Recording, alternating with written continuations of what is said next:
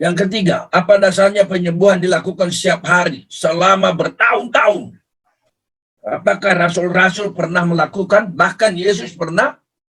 Kalau kita melakukan apa saja itu memang kita harus mempunyai dasar, ya, harus mempunyai ada prinsip-prinsip ya yang kita harus ikuti. Dan sebagai orang Kristen, entah kita melakukan pelayanan apapun, itu dasarnya harus Alkitab.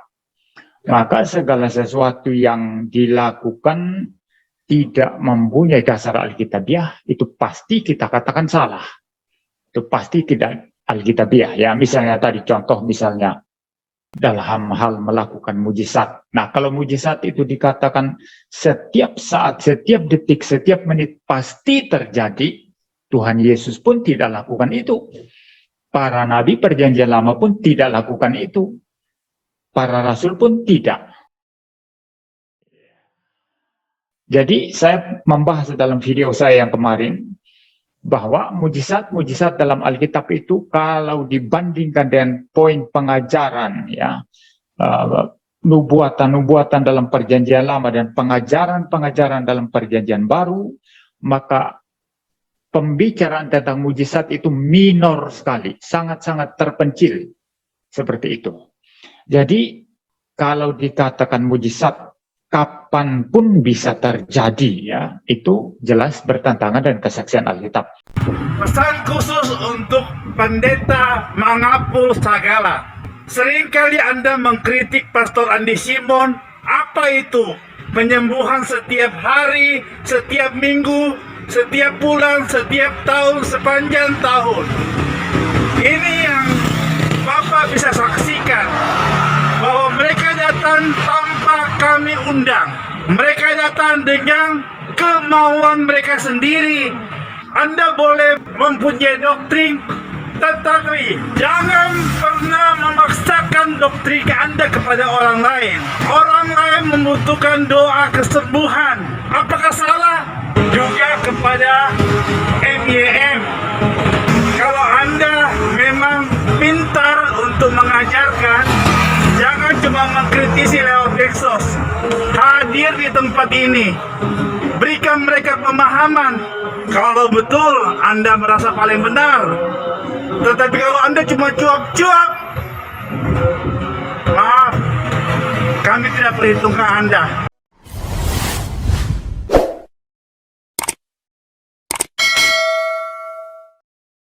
Masa kesembuhan terjadi tiap hari, tiap minggu, tiap bulan, tiap tahun, sepanjang tahun. Itu tidak pernah dilakukan oleh Yesus dan juga para rasul. Saya mau sampaikan kepada Bapak Ibu Saudara, khususnya kepada kedua hamba Tuhan yang saya hormati dalam Tuhan, Pendeta Dr. Insinyur Mangapul Sagala MTH dan juga MYM. Mari kita buka ayatnya. Yohanes 14 ayat yang ke-12 sampai 14. Dikatakan demikian. Aku berkata kepadamu, sesungguhnya barang siapa percaya kepadaku. Di situ dulu. Sesungguhnya.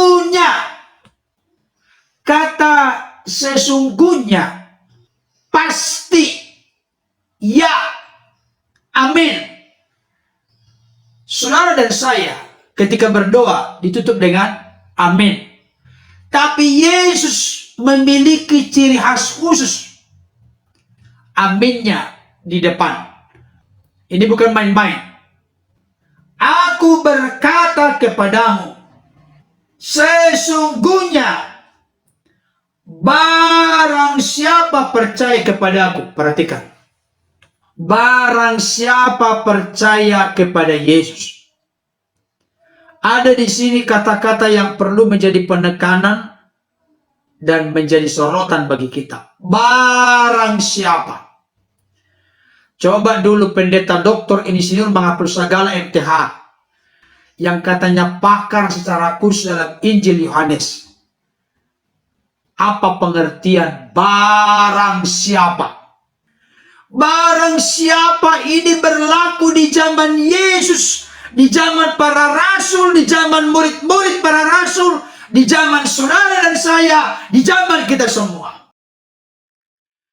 Barang siapa percaya kepada Yesus, zaman dulu, kemarin, hari ini, esok, sampai Kristus datang kembali pada kali yang kedua. Barang siapa percaya kepadaku. Ini sangat eksplisit, terang benderang, begitu jelas. Tapi ayat ini nggak pernah dibahas oleh kedua hamba Tuhan ini. Ia akan melakukan juga pekerjaan-pekerjaan yang aku lakukan.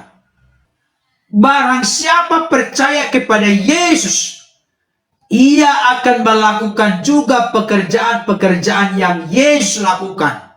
Pertanyaannya, apakah pekerjaan-pekerjaan yang Yesus lakukan?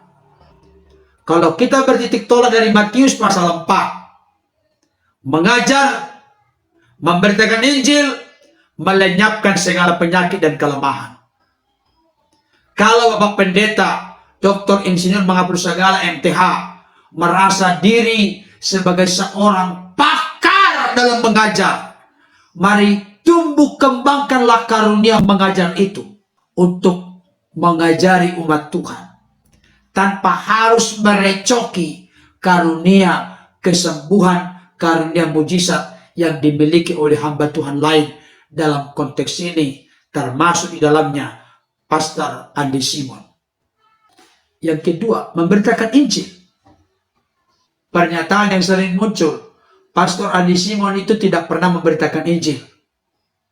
Saya mau kasih tahu, dengarkan baik untuk Pendeta Dr. Insinyur Mangapul Sagala MTH dan juga untuk MIEM.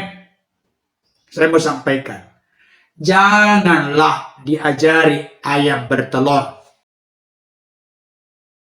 Ini penting. Filosofinya mendalam. Janganlah diajari ayam bertelur. Ayam itu tanpa diajari sudah tahu kapan dia bertelur, di mana dia bertelur. Ini contoh praktis. Saya tidak sedang mengidentikan Pastor Andi Simon dengan ayam. Tidak. Ini filosofi hanya gambaran untuk membuka mata hati, mata rohani kita. Pastor Andi Simon itu tahu kapan dia harus berdoa. Pagi-pagi benar, sebelum live jam 5. Kapan dia harus memuji menyembah Tuhan? Pagi-pagi benar, sebelum live jam 5. Jadi kalau ada pernyataan dari Pendeta Dr. Insinyur Mangapul Sagala yang mendudukan pendeta-pendeta yang dari bekas preman dan juga yang bertato, ini perlu hati-hati. Bagaimana dengan doa mereka? Bagaimana dengan kerinduan mereka akan firman? Saya kasih tahu. Kalau hal itu diarahkan ke Pastor Andi Simon, kita perlu terbuka mata hati, mata rohani kita. Kita ini masih banyak bolong-bolongnya. Ketika berdoa pagi-pagi benar, ketika memuji menyembah Tuhan pagi-pagi benar, ketika mengizinkan Tuhan bicara melalui firman-Nya pagi-pagi benar, kita masih kalah jauh dari Pastor Andi Simon. Apa yang beliau dapatkan dari hasil doa paginya, dari hasil perenungannya akan firman Tuhan, itulah yang dibagikan kepada orang-orang di jam 5 pagi. Makanya beliau sering berkata, saya ini tidak pintar berteologi, tapi saya hanya mempelajari firman Tuhan dengan segala kerendahan hati. Dan ketika saya mengerti firman itu, saya bagikan kehidupan Yesus, kehidupan yang kudapatkan dari kehidupan firman Tuhan yang hidup dalam hidupku, kubagikan kehidupan itu kepada orang lain. Sesimpel, sepraktis itu. Jadi kalau ada orang berkata Pastor Andi Simon tidak memberitakan Injil, jawaban saya, jangan ajari ayam bertelur. Kapan dia bertelur, di mana dia yang terbaik bertelur. Pastor Andi Simon punya strategi dalam pelayanan. ada yang namanya hal-hal yang perlu di privat, ada hal-hal yang perlu di publik. Sebenarnya kita sudah gelar master dan doktor, sudah harus nangkap arti dan maksud ini. Tapi yang jelas, jam 5 pagi itu, Pastor Andi Simon sedang hanya berdoa. Coba kita jujur. Jangan hanya ngerocos. Karena memang barangkali sudah ada ketidaksukaan dalam diri kita, maka kita ngerocos terus, tidak lagi objektif menilai. Jam 5 pagi itu Pastor Andi Simon ngapain? Apakah hanya doa kesembuhan? No. Hanya di akhir doa sekitar 3 menit beliau berdoa bagi orang-orang yang menyaksikan dan mendengarkan. Sepanjang awal beliau sekitar mungkin 5-10 menit memuji menyembah Tuhan. Mengajak umat Tuhan untuk bersukacita atau menyembah Tuhan. Setelah itu, time for Bible. Menyampaikan firman. Bagaimana dengan konteks menyampaikan firman? Jangan semuanya mau dicucuk hidungnya. Siapa kita ini? Mau semuanya dikerangkeng, mau semuanya dibatasi, mau semuanya coba di-cut begitu. Harus begini, ini begini. Waduh. Secara tidak langsung kita sudah mengintimidasi orang lain supaya tidak bergerak kemana-mana. Jangan, di negara ini kita dijamin kebebasan berpendapat. Ini serius Bapak Ibu Saudara. Bagaimana gaya beliau menyampaikan firman, apa yang beliau alami dan mengerti dari hasil perenungannya, penggaliannya akan firman, disampaikan secara praktis sederhana. Dan banyak orang yang merasa disapa, diteguhkan, dikuatkan, dikibur, bahkan disembuhkan lewat doa-doa dinaikkan, lewat pemberitaan firman disampaikan, rohaninya disirami dan disegarkan. Hal ini mau menunjukkan bahwa Tuhan bisa memakai apa saja dan siapa saja.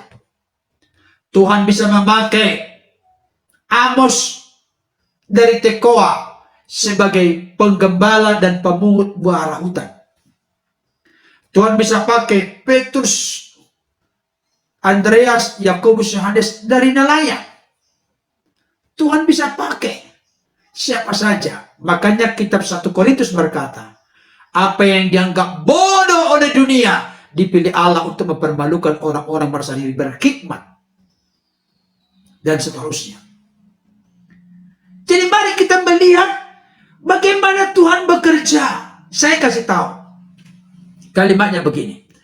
Lebih baik saya memiliki pengertian pemahaman teologi yang praktis sederhana, tetapi memiliki hati nurani, bahkan hati yang belajar ditempatkan di dalam jalan kebenaran Tuhan, daripada memiliki ilmu teologi yang tinggi-tinggi, tapi semua yang keluar dari mulut saya hanya saya pakai untuk menghakimi, menjengkal, menghina, merendahkan, menjengkal orang lain.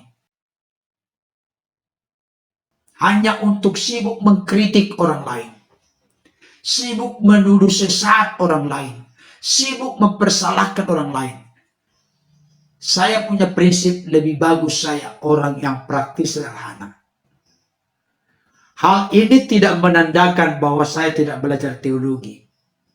Saya belajar teologi kok. Tapi saya selalu berpikir, Tuhan, ternyata apa yang saya pelajari di bangku kuliah teologi tidak ada apa-apanya kalau saya tidak memiliki sifat, watak, karakter yang diubahkan menjadi serupa seperti Kristus. Nonsen, omong kosong semua. Kalau itu diteruskan, pola pikir seperti itu akan semakin menyakiti tubuh Kristus gereja Tuhan. Di sini dikatakan apa? Sesungguhnya barang siapa percaya kepadaku, ia akan melakukan juga pekerjaan-pekerjaan yang aku lakukan. Bahkan pekerjaan-pekerjaan yang lebih besar daripada itu, sebab aku pergi kepada Bapa. Tolong ini disoroti, diperhatikan. Bahkan pekerjaan-pekerjaan yang lebih besar daripada apa yang dilakukan oleh Yesus, daripada apa yang dikerjakan oleh Yesus. Tapi tolong kita jangan takabur. Jangan menjadi sombong, lupa daratan, lupa kaca pada kulit. Kita tidak pernah bisa menggantikan Yesus dalam posisinya sebagai jalan kebenaran dan hidup, sebagai penebus hidup kita dari dosa, kematian kekal, dan dari jeratan kuasa iblis. No. Dialah satu-satunya jalan ke surga. Melalui percaya dan menerimanya, diberi kuasa bagi kita menjadi anak-anaknya dan ahli waris kekal dalam kerajaannya. Tapi dalam konteks pekerjaan yang lain, sangat masuk akal. Bukan berarti kita merasa diri kita lebih hebat dari Yesus. Bukan berarti kita merasa diri kita lebih hebat dari rasul-rasul, termasuk Rasul Petrus dan Rasul Paulus. Tidak, Bapak Ibu Saudara. Sampai kapanpun, dimanapun, dalam situasi apapun, kita tidak pernah lebih hebat dari Yesus dan para rasul. Kan ini yang sering dikatakan oleh pendeta-pendeta yang kontra. Secara khusus oleh pendeta doktor insinyur Mahapusagala MTH. Berarti Pastor Andi Simon lebih hebat dari Yesus. Lebih hebat dari Paulus dan Petrus. Tidak. Dari mana ceritanya Pastor Andi Simon lebih hebat dari Yesus, lebih hebat dari Petrus dan Paulus? Jawaban terkait dengan Yesus. Mungkinkah Pastor Andi Simon lebih hebat dari Yesus? Tidak. Kenapa? Karena Pastor Andi Simon adalah jongos, budak, hamba, dulos dari Yesus. Salah satu ayat hafalan dari Pastor Andi Simon adalah Galatia 1 ayat ke-10. Seandainya aku masih mau mencoba berkenan kepada manusia dan mencari kesukaan manusia, maka aku bukanlah hamba Kristus. Itu pernyataan Rasul Paulus yang menjadi ayat hafalan bagi Pastor Andi Simon. Jadi tidak mungkin hamba lebih besar daripada Tuhan. Yang kedua, Pastor Andi Simon tidak ada apa-apanya tanpa in Jesus name. Tanpa di dalam nama Yesus. Tanpa terkoneksi dengan Yesus dan kuasa nama Yesus. Jadi bagaimana mungkin lebih besar Pastor Andi Simon dari Yesus? Yang diberitakan Pastor Andi Simon juga adalah terkait dengan apa yang dilakukan oleh Yesus, terkait dengan pribadi Yesus, terkait dengan karya Yesus, terkait dengan nama Yesus. Bagaimana mungkin lebih besar? Demikian juga mustahil Pastor Andi Simon lebih hebat dari Rasul Petrus dan Rasul Paulus, termasuk rasul-rasul yang lain. Kenapa? Yang dipelajari Pastor Andi Simon adalah tulisan-tulisan dari para rasul. Ada tulisan Rasul Petrus, apalagi tulisan Rasul Paulus. Apakah memang ada tulisan-tulisan Pastor Andi Simon yang menjadi selevel dengan firman Tuhan yang telah dibukukan? Apakah ada? Tidak ada, Bapak Ibu Saudara. Pastor Andi Simon selalu berkata tidak ada apa-apanya dibanding para rasul. Apalagi Rasul Petrus, dengan bayangan saja orang-orang yang lewat di jalan raya sembuh. Apalagi Rasul Paulus, dengan kain dan sapu tangan yang pernah dipakai, roh-roh setan, roh-roh jahat keluar, orang-orang sakit disembuhkan. Pastor Andi Simon belum pernah demikian. Jadi tidak mungkin lebih hebat. Janganlah membesar-besarkan sesuatu sebagai bentuk framing bahwa apa yang dikatakan oleh hamba-hamba Tuhan ini benar. Bukan seperti itu. Kalau begitu, pekerjaan-pekerjaan yang lebih besar daripada pekerjaan-pekerjaan yang dilakukan Yesus, maksudnya apa? Ini tidak ada tertulis, tapi secara implisit kan menafsir, artinya mengungkap yang tersirat di tengah-tengah yang tersurat. Apakah yang tersirat dengan pekerjaan-pekerjaan yang lebih besar dari apa yang dilakukan oleh Yesus? Pertama, ruang lingkupnya lebih luas. Ini masuk akal. Bukan berarti menjengkel merendahkan Yesus dan para rasul, tidak. Karena memang kemajuan ilmu pengetahuan, teknologi, media sosial sekarang ini jangkauannya lebih luas. Apakah kita langsung arogan dan sombong? Yesus, aku lebih hebat daripadamu karena aku bisa menjangkau. Aku ngomong di sini. Bapak Ibu Saudara di dalam di luar negeri bisa menyaksikan, mendengarkan. Aku lebih hebat dari Yesus. No, tidak. Kita tetap hamba, budak, dulos, jongos. Yang kita beritakan adalah Yesus yang ajaib, yang namanya menyembuhkan, kuasanya menyembuhkan, pribadinya menyelamatkan. Ruang lingkupnya lebih luas. Apakah saya langsung diambil konklusi kesimpulan sesat kalau saya artikan pekerjaan-pekerjaan yang lebih besar, pengertiannya pekerjaan-pekerjaan dalam ruang lingkup yang lebih luas? Apakah tidak bisa diartikan pekerjaan-pekerjaan yang lebih besar dalam konteks lebih sering terjadi? Dan itu masuk akal. Apakah langsung dikategorikan sesat dan menghina Yesus dan para rasul ketika memang lebih sering terjadi? Masuk akal lebih sering terjadi. Karena apa? Penduduk di zaman Yesus dan para rasul masih lebih sedikit dibanding dengan penduduk zaman sekarang. Jenis sakit penyakit di zaman Yesus masih jauh berbeda dengan jenis sakit penyakit sekarang. Karena penduduknya lebih banyak, karena jenis sakit penyakitnya lebih banyak, maka dibutuhkan kesembuhan yang lebih banyak. Apakah ini salah? Apakah langsung kita mengambil kesimpulan ini tidak alkitabiah? Tolonglah kita ini berteologi dengan pikiran yang terbuka. Jangan dibuat kaku sedemikian rupa. Ini kita bukan berarti asal-asalan, tapi bisa terlihat secara tersirat di sana. Ayat 13 berkata, dan apa juga yang kamu minta dalam namaku, aku akan melakukannya, supaya Bapa dipermuliakan di dalam Anak. Jika kamu meminta sesuatu kepadaku dalam namaku, aku akan melakukannya. Saya pikir salah satu landasan atau dasar Pastor Hani Simon membuat ciri khas pelayanannya in Jesus name, ya ini, di dalam nama Yesus, meminta, berdoa, berseru kepada Bapa dalam nama Yesus, atau berseru kepada Yesus dalam nama Yesus. Yesus melakukannya, Yesus mengabulkannya, Yesus menjadi jawaban dari doa itu. In Jesus name, dalam nama Yesus. Saya akan tunjukkan kembali ayat berikutnya. Karena ini perlu dijawab dengan tuntas, Bapak Ibu Saudara.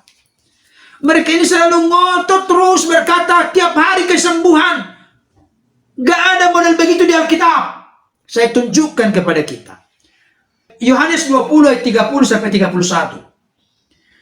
Memang masih banyak tanda lain yang dibuat Yesus di depan mata murid-muridnya yang tidak tercatat dalam kitab ini. Tetapi semua yang tercantum di sini telah dicatat, supaya kamu percaya bahwa Yesuslah Mesias Anak Allah, dan supaya kamu oleh imanmu memperoleh hidup dalam namanya. Perhatikan baik-baik. Memang masih banyak tanda lain yang dibuat Yesus di depan mata murid-muridnya yang tidak tercatat dalam kitab ini. Bagaimana kita mengartikan ini, Bapak Ibu Saudara? Memang masih banyak tanda lain yang dibuat Yesus di depan murid-muridnya. Berarti ada saksi mata yang melihat tanda-tanda yang dibuat Yesus. Tidak tercatat di kitab ini. Apakah itu? Apakah dengan tidak disebutkan satu persatu kita mengambil konklusi kesimpulan? Itu tidak ada. Inilah yang disebut dengan ada makna yang tersirat. Dan ini ada konfirmasi, penegasan, penjelasan. Masih banyak tanda lain. Berapa? Berapa banyak tanda lain itu? Yang tidak tercatat. Berapa? Tolong dijawab oleh pendeta Dr. Insinyur Mahapusagala MTH. Tolong dijawab oleh MYM. Berapa tanda itu? Tanda pertama adalah air menjadi anggur. Tanda kedua apa? Tanda ketiga apa? Seterusnya apa? Masih banyak tanda yang tidak dicatat. Di mana dilakukan Yesus di depan murid-murid. Kalau banyak tanda, apakah hal itu selama 3,5 tahun tidak ada petunjuk yang menegaskan kepada kita? Ada kemungkinan tiap hari ada kesembuhan. Atau tiap Yesus ketemu dengan orang-orang yang membutuhkan kesembuhan, disembuhkan oleh Yesus. Apakah ada kemungkinan? Apakah langsung diambil kesimpulan ini sesaat?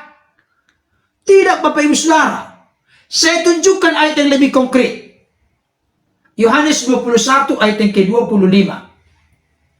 Demikian bunyinya.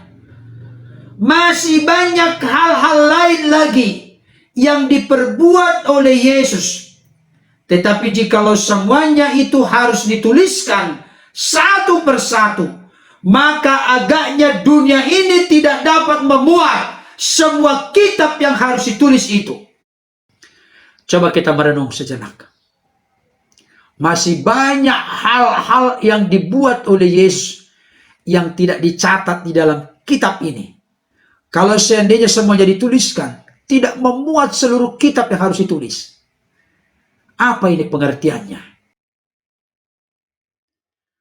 Marilah kita dengan pikiran yang jernih terbuka, dengan rendah hati, untuk melihat ada hal-hal yang tersirat, ada petunjuk-petunjuk yang makin mempertegas yang tersirat itu di dalam Alkitab.